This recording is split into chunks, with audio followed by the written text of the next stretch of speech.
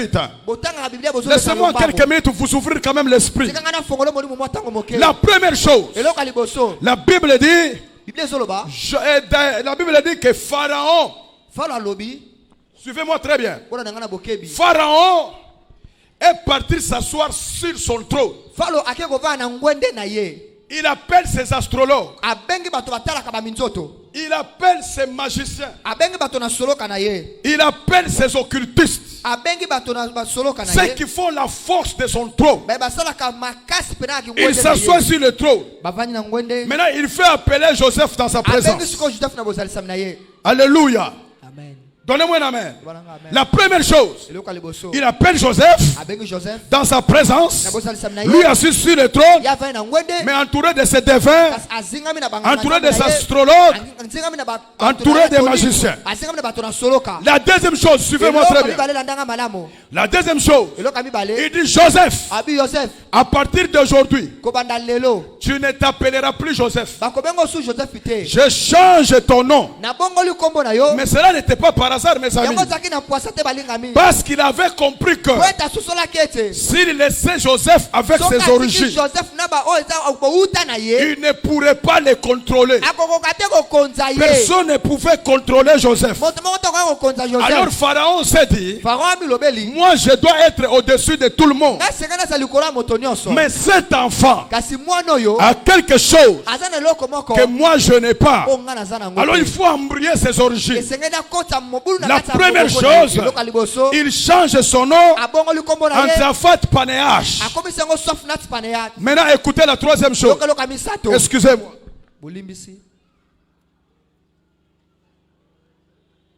La troisième chose.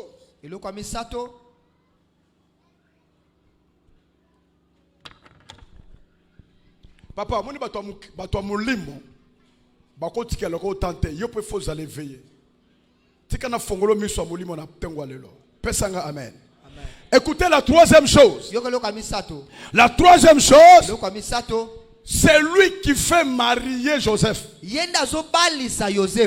choisit pour Joseph une femme. Écoutez, il n'a pas cherché pour Joseph une miss. Alukeli mannequin. Mais il prend la fille du grand sacrificateur égyptien, du grand prêtre égyptien, en d'autres termes, du grand sorcier de l'Égypte. Et il prend sa fille et la donne à Joseph comme femme. Cette fille s'appelle Asnat, fille de Potiphera. Écoutez, Potiphera n'était pas n'importe quel prêtre. Il était le prêtre Don. Or que Don, c'est le Dieu soleil. Écoutez, suivez-moi très bien. Après, on va chuter ensemble. Suivez-moi très bien. Les prêtres, c'est le prêtre Don. C'est le prêtre du Dieu soleil. Donc, ils se sont arrangés pour étouffer Joseph. Ce que vous ne savez pas, ça vous arrive aussi dans les entreprises. Ça vous arrive aussi dans vos familles. On cherche à l'étouffer. Pourquoi? Parce que Joseph avait une dimension très élevée. Très élevée que eux tous. Alors il faut l'empêcher qu'il soit au-dessus de nous.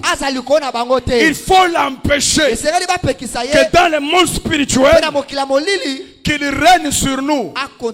Or qu'en Égypte, chaque enfant du sacrificateur soit censé être sacrifié au fleuve Nil. Pour preuve, quand la fille du roi Pharaon a trouvé Moïse dans le fleuve Nil, or qu'elle a vu que était l'enfant hébreu grâce à la circoncision. Mais pourquoi elle n'a pas tué? Parce que selon elle, le fleuve Nil lui a donné comme un don.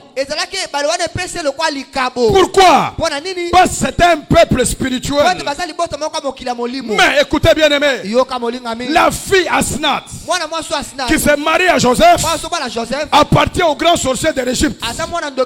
Cela veut dire quoi? Cette fille s'est promenée avec une cohorte de démons.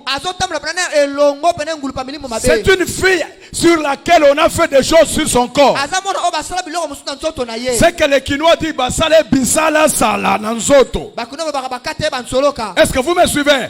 C'est-à-dire que au travers elle, on va contrôler Joseph.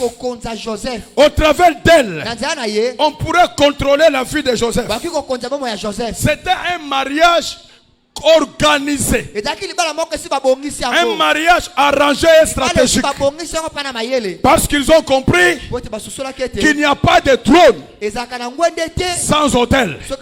Ils avaient compris cela, qu'il n'y a pas de trône sans autel.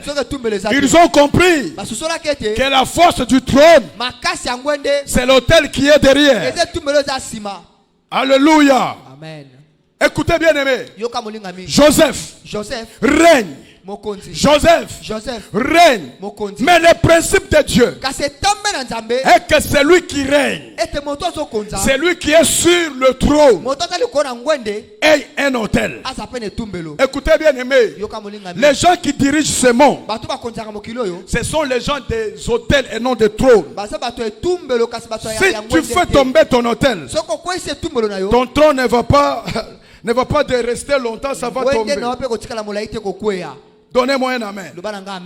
Donnez-moi un amen. Maintenant, écoutez-moi très bien.